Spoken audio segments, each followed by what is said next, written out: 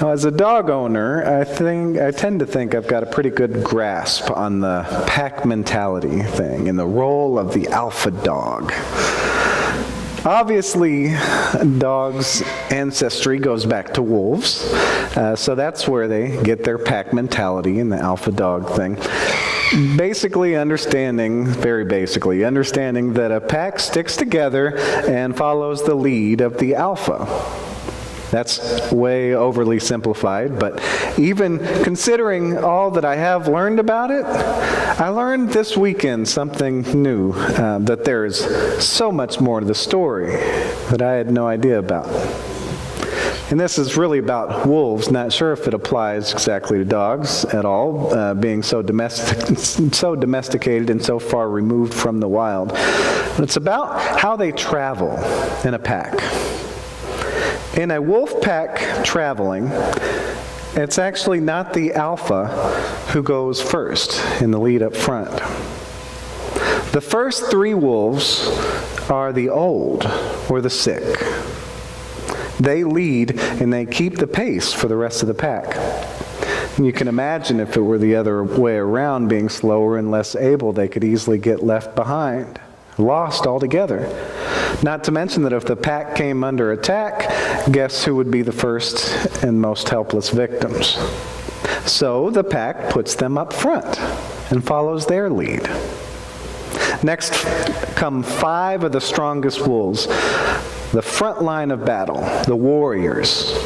At the center is the rest of the pack, everybody else. And behind them comes 5 more of the strongest wolves, ready for battle, guarding from behind. And finally, following in the very back of the pack is the lone alpha. The alpha takes that position to keep control over it all from the rear, able to decide their direction and to see everything that's going on. The pack moves according to the elder's pace, helping each other and keeping watch over each other.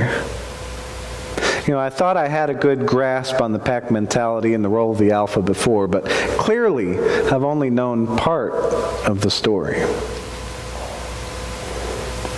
Now, as for the scripture today, we're closing out our quick journey through 2 Timothy.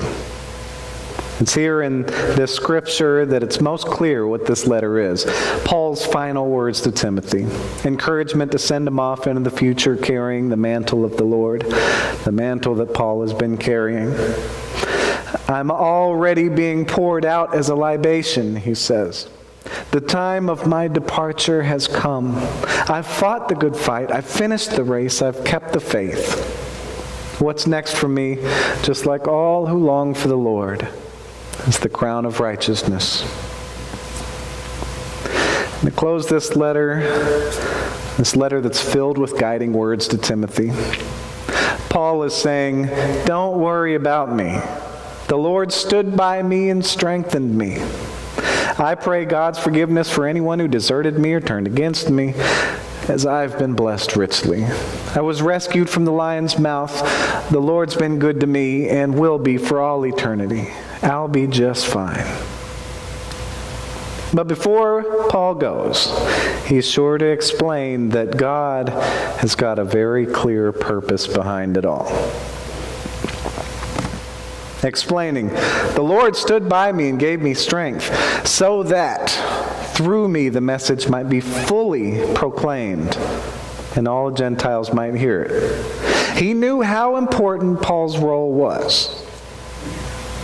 He knew how important it was for the message to get out there to the Gentiles and throughout the entire Gentile world. Clearly, Paul was a fantastic person for God to choose to take the message to the Gentiles. He was both a Jew and a Roman citizen.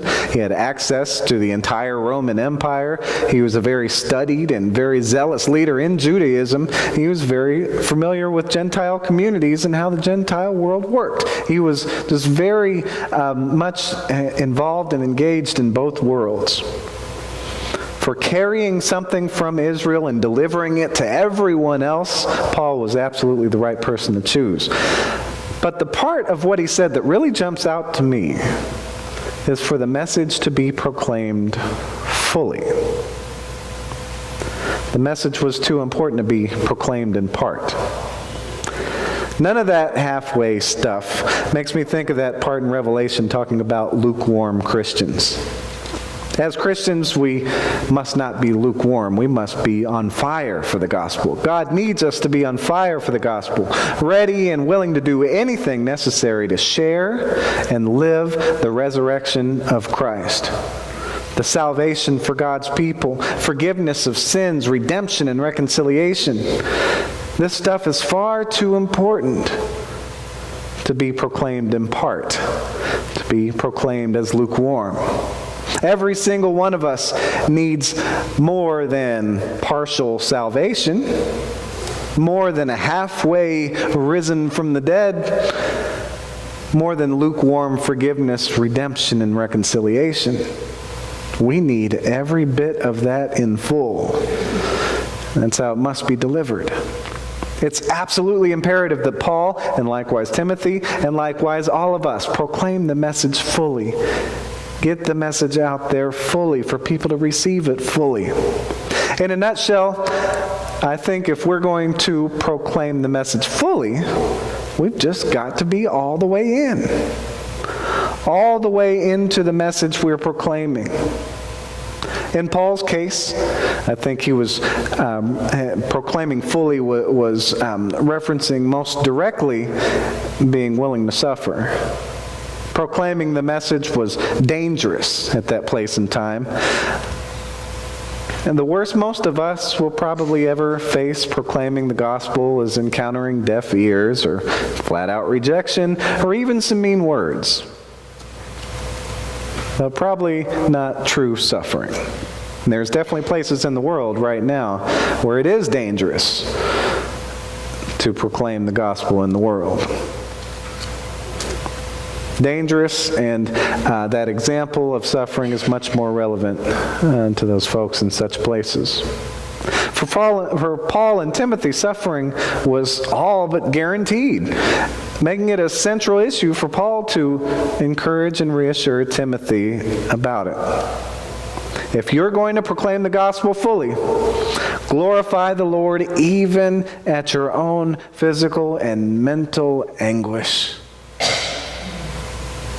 Now, while most of us don't connect all that well to real persecution of our faith, I think of this idea of proclaiming fully, I think that it applies in 1,000 different ways otherwise.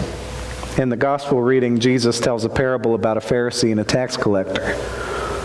The Pharisee was thanking God that he was so good and he was so righteous and that he wasn't such a sinner like that other guy. Meanwhile, that other guy, the tax collector, was laying it all out before the Lord, beating his chest, hollering out, "God, I'm a sinner, have mercy on me."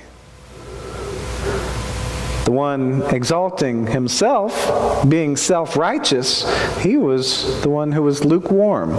He was the one who was partial. While the one bearing his heart and soul before God was the one who was all the way in, the one who was on fire for what was right. If we look at our own lives as seriously and as realistically and as humbly as that tax collector looked at his life, I'm sure most of us will quickly see our own ways, that our own proclamations are something less than full. There's more to the story when it comes to our faith. It's more than just talking the talk. It's more than just being good sometimes. It's more than fulfilling some of the obligations the Lord sets before us. It's more than going halfway. We've got to put ourselves all the way in. Every part of our lives matters when it comes to proclaiming the gospel of Jesus Christ. In a way, I think it's kind of like that traveling wolf pack. Everyone matters. Everyone is important. Everyone is connected and has an impact on the whole. With the elders leading the way and the alpha watching over the pack. Every bit of our lives matter. Every bit is important. Every bit is connected and has an impact on the whole, particularly regarding how we apply the gospel to life and how we proclaim the gospel throughout the world, with our elders leading the way and our Alpha, the Lord, watching over the pack. Whether it be a willingness to suffer out of love for the world, a sense of honesty and humility before the Lord, or whatever else we might identify in our lives. Perhaps recognizing a need to be more patient or a need to accept the stamp of approval God's placed on us, or maybe even to open ourselves initially to God's holy calling placed upon our lives. A lukewarm faith won't take the message where it needs to go. So God calls us to be on fire for the gospel message. Partial proclamation will not take it where it needs to go. So God calls us to proclaim fully with every bit of our lives. As Timothy receives this departing message from Paul, let us receive it as well. May we give attention to every detail in our lives. May we go all the way in for the Lord. May we proclaim the gospel fully. Amen.